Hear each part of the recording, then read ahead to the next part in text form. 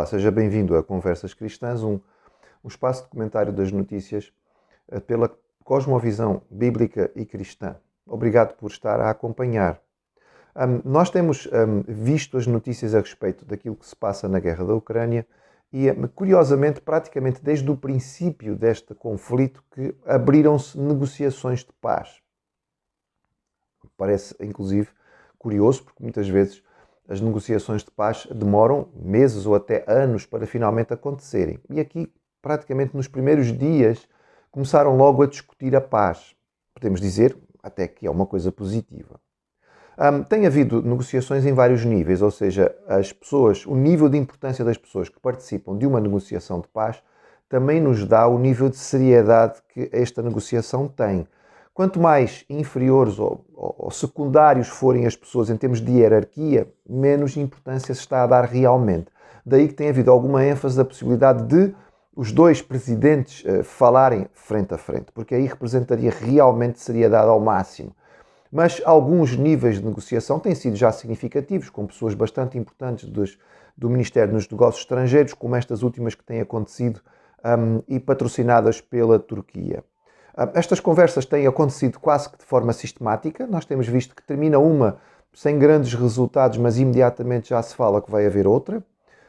E tem havido níveis diferentes de discussão. Por exemplo, uma das discussões feitas desde o início era a questão dos corredores humanitários, ou seja, abrir espaços onde se comprometiam os dois lados a não fazer ataques, não lançar bombas, mísseis, não terem soldados naquela zona, em que alguns quilómetros seriam poupados, digamos, de ataques para que os civis pudessem fugir, tendo em conta que um conflito armado deve ser feito entre exércitos e não à custa de civis, como temos visto a morte de civis, de crianças, o ataque de prédios residenciais, escolas, jardins de infância, até locais de cuidados de doentes.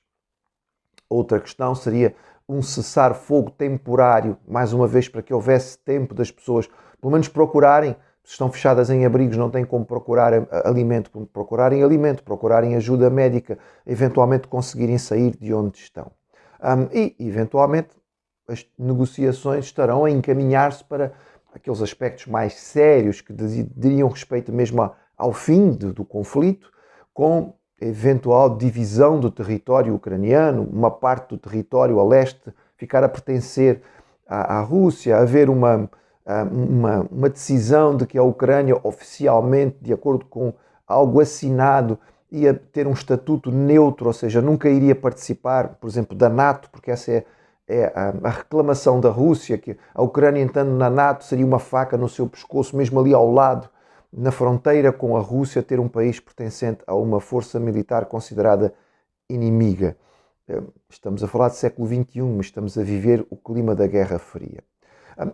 Até ao ponto de, e nós temos ouvido negociações feitas mais recentemente, de os russos prometerem, por exemplo, deixar de atacar a capital, Kiev, concentrarem realmente a sua ação militar naquela região que, pelo menos em teoria, se entende que eles querem que fique para a Rússia, ou pelo menos seja identificada como território pertencente a grupos que são favoráveis à Rússia. As repúblicas autoproclamadas independentes da região chamada Donbass, no leste da Ucrânia, já disseram que querem fazer parte da Rússia, portanto tudo isto tem estado em cima da mesa. E no entretanto, a história nos diz que os acordos de paz assinados por homens não são cumpridos. Os acordos de paz são apenas, no fundo, cessar-fogo, ou seja, algo que é assinado até que seja rompido aquilo que foi assinado. É porque neste momento a invasão russa é um romper de um acordo que foi assinado em Minsk há alguns anos atrás, na altura que houve a invasão da Crimeia. A paz feita por homens, normalmente, é este tipo de paz. É um tipo de paz que não resolve nada. E quando falamos aqui de paz feita por homens, estamos a falar desde situações como esta, em que estamos a negociar paz ao mais alto nível, porque são líderes de nações inteiras que estão a negociar a paz entre as nações, até a mediação entre pessoas. Podem ser parentes, irmãos, pais e filhos, primos, ou colegas de trabalho, etc, etc, etc. Os acordos de paz, o apertar as mãos e ficar amigos, infelizmente é algo que nós verificamos sistematicamente que não funciona. Não funciona porquê? Bem, não funciona primeiro porque normalmente se leva para as negociações de paz os interesses próprios. Cada lado quer falar mais alto, cada lado quer ser o último a dizer. Nenhum dos lados quer que se chegue a um acordo que possa indicar que o seu lado perdeu. Aqui nesta negociação Rússia e Ucrânia, evidentemente que ninguém quer perder. Os russos não querem sentir que perderam porque terem atacado e não ficarem com nada, porque aquilo que eles disseram é que eles tinham invadido a Ucrânia para derrubar um governo que era um governo nazista composto por drogados. Se ao saírem este governo continuar no poder, podemos dizer que a Rússia perdeu. A Rússia disse que entrou na Ucrânia para poder defender parte do seu povo, que havia genocídio contra a população etnicamente russa no leste. Se eles não conseguirem que esta região fique protegida pela Rússia, eles perderam. Se a Ucrânia ceder território, terá perdido, porque a Ucrânia desde o início disse que não ia ceder território, que todo o seu território era seu, que ia defender o seu território até ao último homem, até à morte. Ou seja, quando se tomam posições extremas como estas que já se tomaram, vai ser muito difícil chegar a um acordo de paz porque um dos lados vai ser considerado vitorioso e o outro derrotado. E ninguém quer ser considerado derrotado.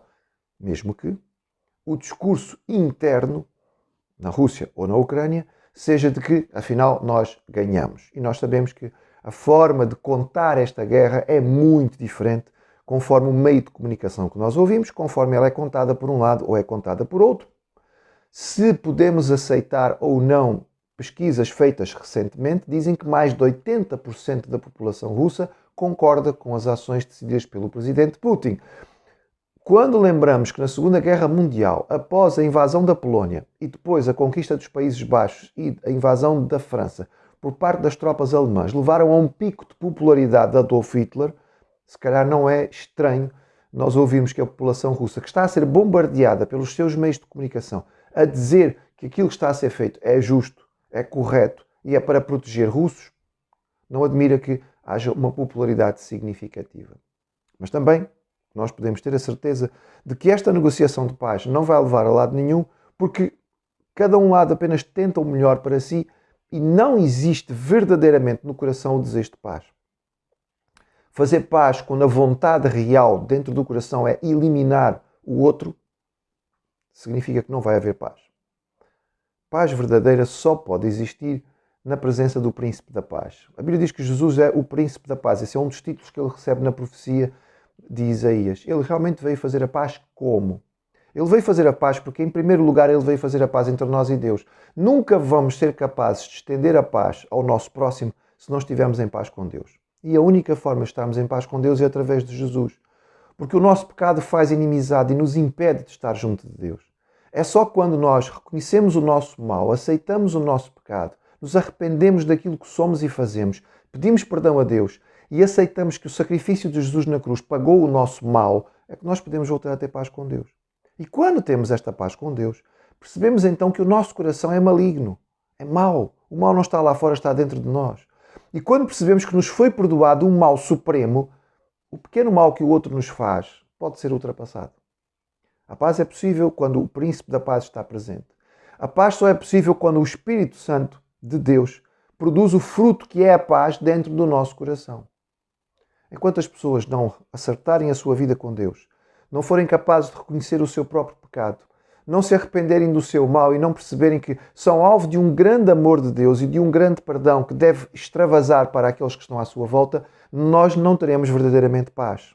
E por isso estas negociações, infelizmente, nos deixam sempre com uma expectativa frustrada, porque se promete e não se cumpre. Nossa oração continuará a ser por paz na Ucrânia, pela misericórdia de Deus por estes povos, para que o Príncipe da Paz possa mudar os corações.